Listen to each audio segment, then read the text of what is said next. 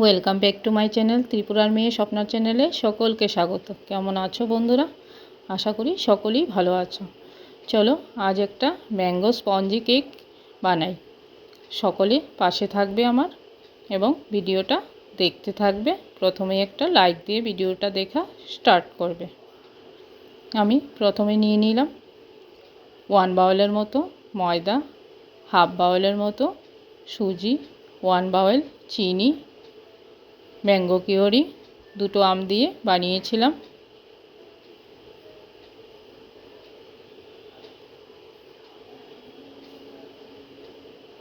আর 1 বাউল refined oil,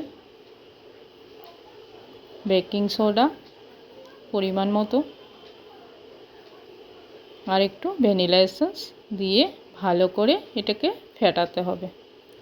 একদম ভালো করে মিক্সিং করতে হবে, তাহলে এটা কেকটা খুব স্পঞ্জি হবে। যত ভালো মিক্সড হবে তত ভালো কেকটা তৈরি হবে। তার মধ্যে দিয়ে দিলাম পরিমাণ মতো দুধ। আপনাদের ব্যাটারের লেয়ার অনুযায়ী আপনারা দুধ দেবেন। এবার ভালো করে 10 মিনিটের মতো একদম মিক্সিং করে নেব। আমার ব্যাটার তৈরি, এরকম লেয়ারটা আসবে, দেখুন একটু ঘন ঘন। এবার কেক টিনে অয়েল ব্রাশ করে আরেকটা কাগজ পেপার দিয়ে এটাকে, তারপর তার উপরে আমরা যে ব্যাটারটা বানিয়েছি সেটা দিয়ে দেব।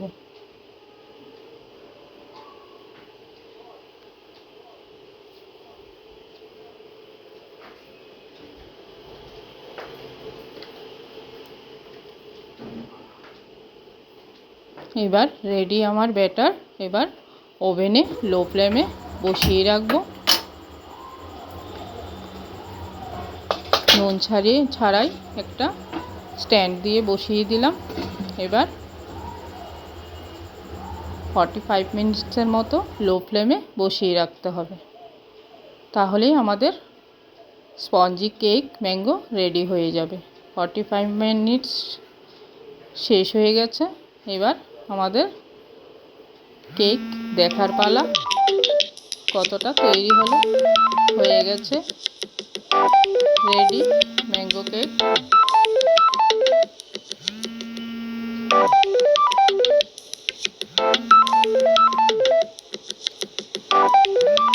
এবার কাটিং করে সার্ভ করার পালা।